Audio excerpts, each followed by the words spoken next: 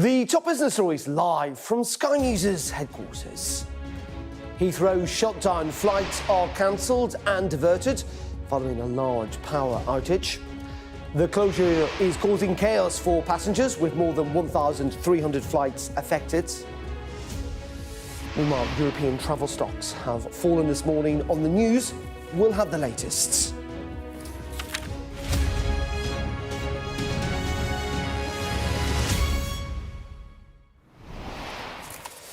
Very good morning and welcome to Business Live on this Friday with me, Darren McCaffrey. And there is one story, unsurprisingly, that dominates today, and that is Heathrow Airport remains closed after a large fire at a nearby electricity substation. It has disrupted travel for thousands of passengers today. Travellers have been warned to stay away from the airport, and all trains to Heathrow have been suspended. In the last few minutes, the fire brigade have said that they are still investigating the cause of the fire, with around 10% of it still burning. Well, these are the latest pictures from Heathrow, with the airports at a complete standstill. Several planes have been diverted to Gatwick, some to Charles de Gaulle in Paris, and to Ireland's Shannon Airport. Other planes that were en route to Heathrow have been turned back mid-flight. The airport has said that it will give an update on its operations when it has more information on when power will be restored. Well, the fire that caused today's disruption broke out at North Hyde electricity substation around 1.5 miles to the north of the airport, causing a power outage. Around 120 flights were bound for Heathrow when it was announced it would be shutting down for the day. Heathrow, of course, is one of the world's busiest airports, usually with the plane landing or taking off around every 45 seconds.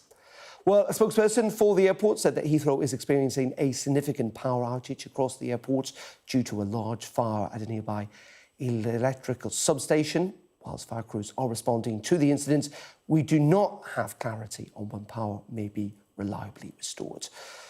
To maintain the safety of our passengers and colleagues, we have no choice but to close Heathrow until 11:59 on the 21st of March. We expect significant disruption over the coming days, and passengers should not travel to the airport under any circumstances until the airport reopens. Meanwhile, a British Airways spokesperson said that due to a power outage in the London Heathrow area, the airport is currently closed. As a result, customers due to travel from Heathrow on Friday are advised not to travel to the airport until further notice.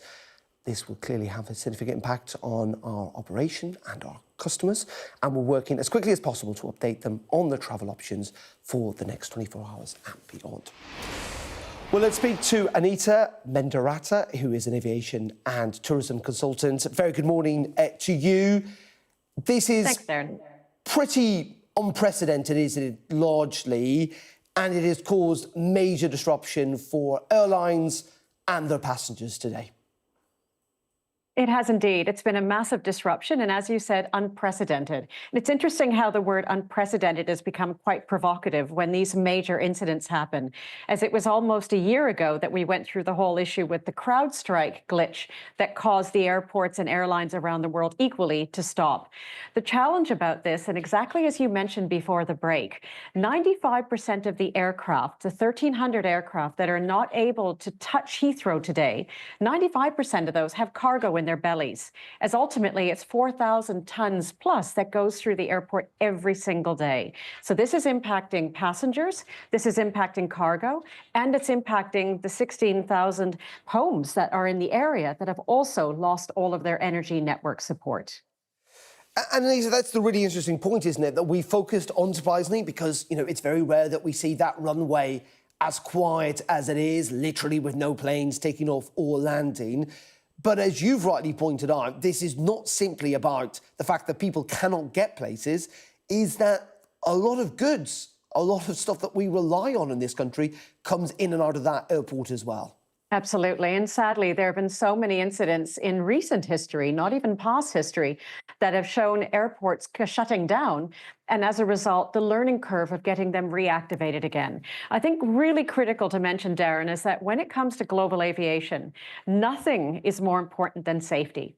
And so for all of the frustration, understandably, all of the irritation and the disruption at a passenger level, and as well as a crew, this is extremely important to keep in mind that those aircraft that needed to go back to ground are safer on the ground. Those people that are being relocated to other airports are safer at those airports. And everyone is doing what they can to be able to find short-term solutions to get everyone moving again, and medium long term to make sure it doesn't happen again. Because this really is a challenge for all leadership across the ecosystem: air traffic control, airport operations, as well as the airlines.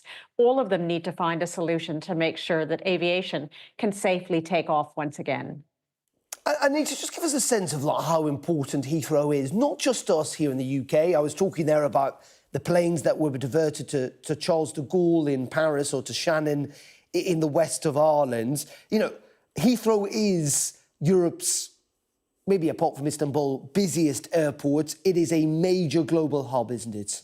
It's really, quite honestly, it's a major artery of the global economy and global community. What's also important is that Heathrow Airport is a very, very powerful airport in being able to take on the larger long-haul aircraft. So if you look at, for instance, an Airbus A380, if you look at some of the larger Boeing aircraft, it's not that easy to divert those aircraft to the smaller airports around us.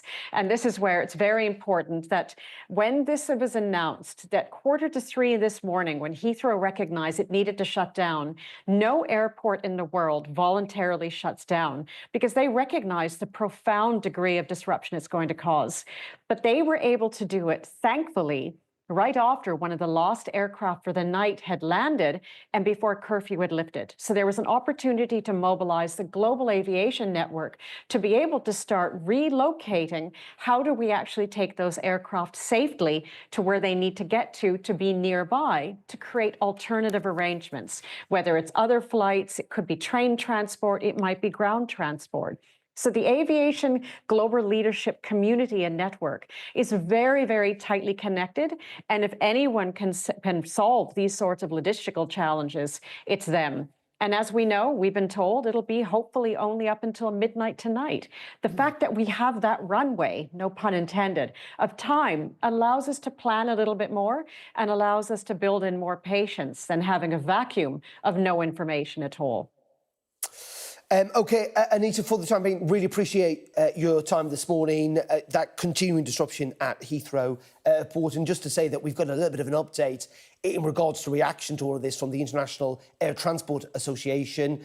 They're saying, pretty clearly, pretty angry this morning, saying that if Heathrow is dependent on a single power source without alternative, then it is clear there is a planning failure by the airport, essentially arguing that it is slightly crazy that Heathrow literally relies on one power source that clearly has been impacted, and it has caused the entire shutdown of the UK's major airport. Let's bring in Emma Brenton. She's the spokesperson for ABTA, of course, the UK's trade association for tour operators and travel agents. It's fair to say, Emma, that is a relatively fair point, isn't it? That it does seem quite incredible that one power source could lead to the shutdown of the UK's major airports. Well, clearly there are going to be some questions to ask and also answer in response to these situations today. I think what our members will be focused on, so they're the travel agents and the tour operators, is figuring out who should have been travelling today and what's going to happen to their holiday. You know, as you've been saying, it's caused a huge amount of disruption and disappointment. But what we do have is clarity that there will be no flights leaving or arriving into Heathrow today. And just on that point, Emma, just talk us through, if you were due to travel today, what should you do? What's the impact on yourself, and what's the advice, effectively? What rights do you have, if you like? Well, days like today are really when our members, ABTA members, do come into their own, really. They'll be working tirelessly to try and make alternative arrangements for their customers. So if you booked a package holiday, you should be offered an alternative flight. If they can't find you an alternative flight, it might be that you're offered an alternative holiday at a later date. And if neither of those options are available, then you'll be entitled to, possibly entitled to a refund for the cost of that package holiday. And that really shows the strength of the package holiday regulations that are in place, our members will be working to try and make alternative arrangements for people. If you've booked flights, then it will depend on kind of like what you've booked and who you've booked with as well. So if you booked with a UK airline and you were due to depart today or return today, then you'd definitely be entitled to either to be offered an alternative flight in the coming days, or also a refund instead. But if you're in a situation where you've booked everything independently and you've taken a refund for your flight, then you're going to have to look at what the terms and conditions are for everything else that you've booked, so your hotel accommodation. Also worth checking your travel insurance as well to see what there might be, whether there's cover under that as well. And Emma, you kind of touched upon it there, is that at least the people who were due to travel today, and I'm sure it's not great in many regards, that at least they know they can't, but we're told that this disruption could last for days, and that means lots of uncertainty for tens of thousands of other passengers who may be due to travel this weekend. Yeah, you were just saying it is an unprecedented situation. As an industry, we're used to dealing with disruption for various things, whether it's weather, but to have a large airport out for a significant amount of time is quite unusual, and it will have knock-on effects for the coming days. I think if you're due to travel in the next few days, the best advice, and it sounds easier to say than do, is to just sit tight and wait, because what travel companies will be doing is they'll be looking at who's due to depart today, and they'll be looking at who's due to fly sooner and then later on into the day, but also looking at where they're going as well. I think the interesting thing about Heathrow is it serves a huge amount of destinations, so you've got both short haul and long haul there. Some of those, there'll be regular flights, you might be easily booked onto another flight from another airport in the UK, but if you're going long haul where there's fewer flights, then you might expect a longer delay. But the best thing to do is wait to hear, particularly if you're travelling tomorrow or the day after, wait to hear from your travel company,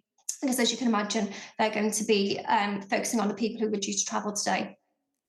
Yeah, and just very finally, Emma, you talk to your members a lot. This has clearly had an impact. It's not ideal. It's far from ideal for many of them. Will they kind of be a bit disappointed, frankly, with Heathrow?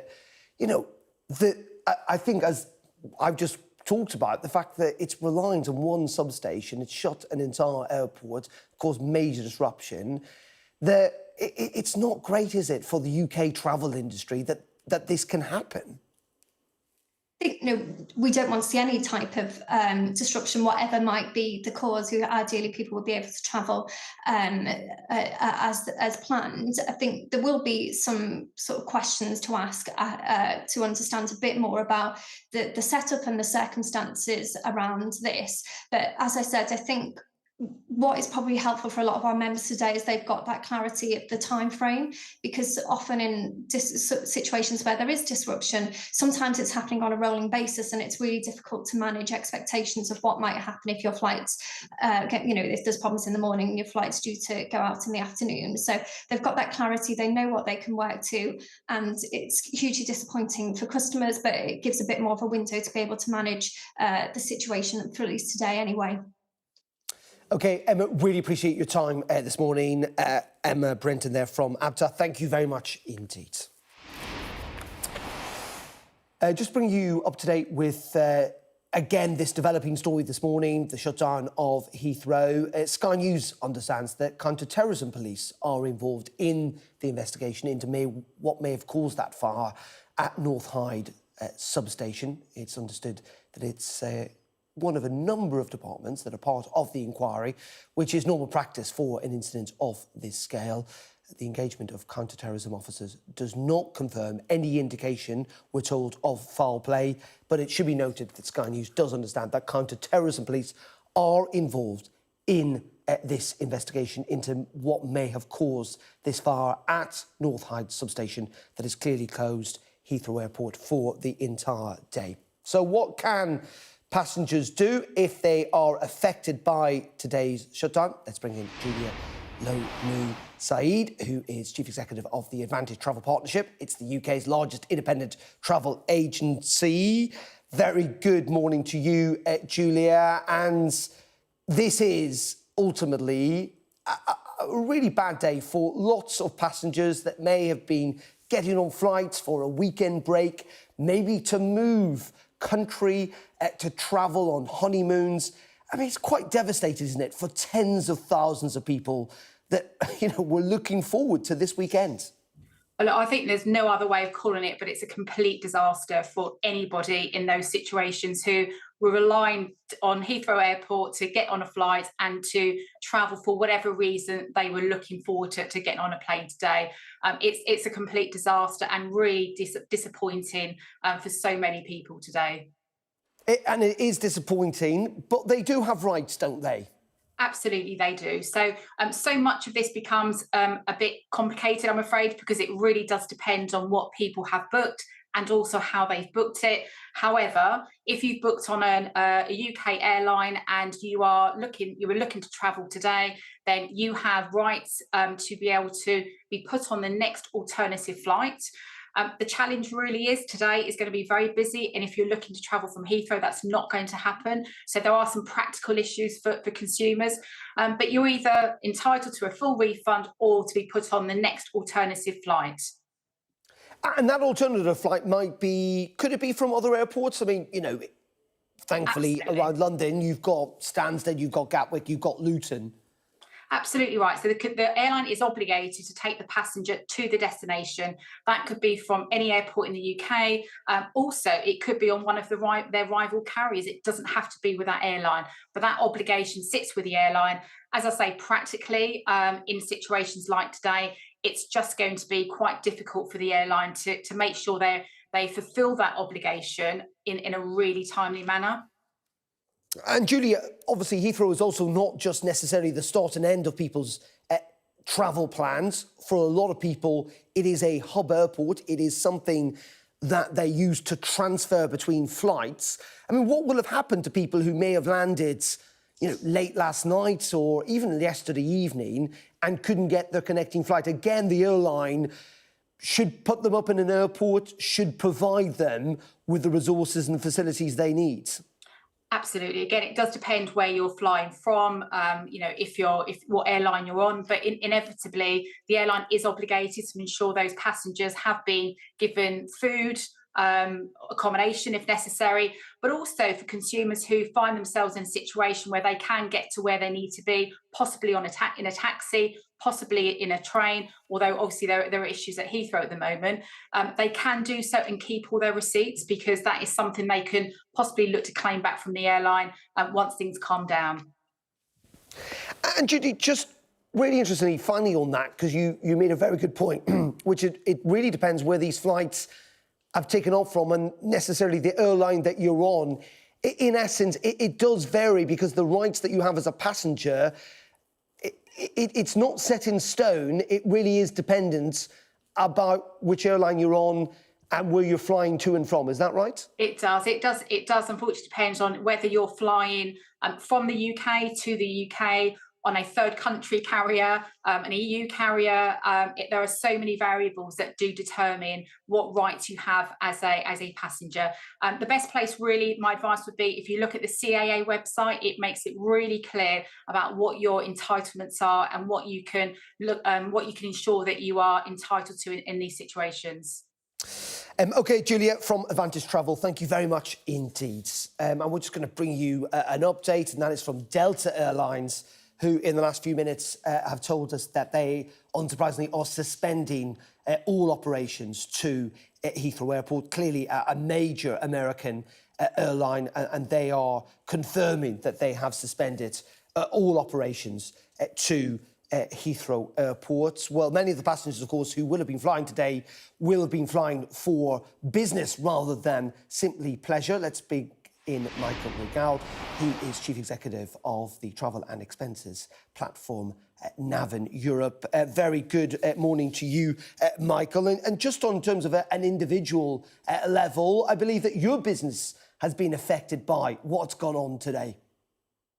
Yeah, for sure. I mean, we are also a pretty big global business with roughly 3,500 people globally. So there's obviously also a lot of employees traveling on our end. I personally actually was lucky. I was flying out of London still yesterday evening. So actually I wasn't affected personally. I know that our global CEO, for example, was supposed to fly out today in the morning. Luckily, and I think this is a big value you can provide is if you constantly monitor, you can actually also pretty quickly still rebook. And I know for a fact, for example, that he's already traveling again now. But yeah, there are several employees also from our own company obviously being affected. And Michael, we're told all the time that actually business travel hasn't properly recovered since the pandemic. And I think that's fair to say it has not. But it's still a major part of airlines business, isn't it? Yeah, totally. And it's actually like, I think it's not fully true. I think let's look at the UK, for example, right? So if you look at the UK last year, business travel spending over in the UK exceeded pre-pandemic levels, right? So it has basically been growing year over year right now. It has really massively recovered. The type of travel has slightly changed, but the overall spend is actually like significantly above pre-pandemic levels, right? And I think this kind of proves why people in the end are traveling, right? So I think the power of in-person connections is just invaluable, right? So, and you cannot do without meeting customers, traveling to trade shows or various different occasions.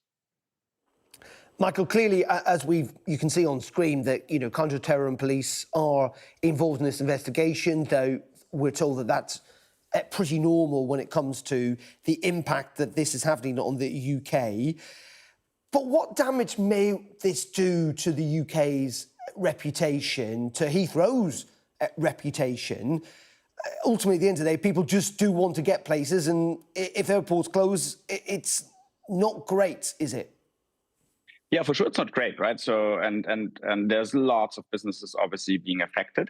That being said, I think the reality is also like if you travel for business, you're like you don't have that much flexibility, right? So you usually have a meeting in a certain place, you have a customer to meet in a certain place, and so on. So the options are somehow limited, right? And there's a reason why London is so busy and why Heathrow as an airport is so busy, right? So while of course reputationally, I don't think it's great for the Heathrow airport. I think it still is the largest airport in the UK, and there's no way going around it in business travel really. If you need to come to the UK, also as a hub to fly to actually fly somewhere else, right? So I think in that sense, while yes, it's not optimal for the reputation, I think it will not like have a long-term harm onto how busy Heathrow as an airport will be. Okay, Michael, really appreciate your time this morning from Nav in Europe. Thank you very much indeed. Well, unsurprisingly, European airline stocks have been falling this morning following that closure of Heathrow Airport. Let's have a look at what they look like. As you can see, IAG, that's the owner of British Airways, Aer Lingus, Iberia, down more than 1% this morning. EasyJet also down, as is Wizz Air. Let's bring in Sri Koshu Govindan, who is the senior research economist at Aberdeen. Very good morning to you. And unsurprisingly, this has had a pretty major impact on airline stocks, particularly for those carriers that fly quite significantly in and out of Heathrow, not least of all the owner of British Airways. Absolutely. This is going to be quite a significant shock to that particular sector of stocks. But really what we need to think about is how sustained will this impact be? And that will really depend on a couple of things. First of all, is this a one-off incident? And how quickly is this resolved? If it's a one-day shutdown, then that will be much better than if this has impact over the coming days. So really the stock market impact and the economic impact of this will be determined by how quickly this is resolved. And obviously investigations are still underway as to what the reason is and what can we learn from this mistake, this issue in future. Just going to pause there for a second because we've just had a statement from the Metropolitan Police in regards to their investigation into what may well have caused this fire. And this is from the Met. They are saying that we are working with the London Fire Brigade to establish the cause of the fire, which remains under investigation. While there is currently no indication of foul play, we retain an open mind at this time. Given the location of the substation and the impact this incident has had on critical national infrastructure, i.e. Heathrow, the Met's Counter-Terrorism Command is now leading inquiries. This is due to the specialist resources and capabilities within that command that can assist in progressing this investigation at pace to minimise disruption and identify the cause. The top line then from that statement from the Met is that at the moment it is the Metropolitan Police's Counter-Terrorism Command that is now leading inquiries. And Sri, this comes at a time clearly in which, you know what, air travel is much discussed. Heathrow is much discussed because it's part of the government's plans for Britain's growth agenda. Yes, exactly. I think this does raise some questions about the importance of protecting critical infrastructure, the electrical infrastructure, and really making sure it's reinforced and investing for the future. And I think this can be debated in a couple of ways when you think about the third runway story. The pro-third runway camp will be saying, well, look, this just flags how much we need to invest in capacity. Heathrow is at 98% utilisation, so it's at capacity. There is no spare room there. So that would be one argument. However, it is a wake-up call as well. Should we be so reliant on one single hub? That will be a question that is going to be debated for the coming weeks, I think. And this will really also filter through into that need for infrastructure spending and some of the constraints we're facing as the Chancellor heads into her spring statement next week. And just very, very finally, and briefly if you can, you know what, airlines have been through a pretty tough time over the last couple of years, frankly. Pandemic, they've somewhat of a recovery. This is the last thing, in many regards, many of them need. Yes, it is a hurdle, but we can think of an example in the past. In 2010, there was a volcano eruption in Iceland, and that led to closures for a number of days, and that led multiple airlines were down across the region. And there, the impact on airline industry was huge initially in terms of the stock market. There were losses specifically for the airline industry, but the overall impact on the ripple effect did die down over a period of time. So this is a hurdle, another hurdle for them, but it's something that they're likely to be able to overcome. OK, Sri from Aberdeen, thank you very much indeed. Just to keep you up to date with that line in the last couple of minutes, the Metropolitan Police saying that it is their counter-terrorism command that is leading the investigation this morning into the cause of that fire that has closed Heathrow Airport. We'll have continuing coverage throughout the day here on Sky News. Do stay tuned. Sam Washington is up next.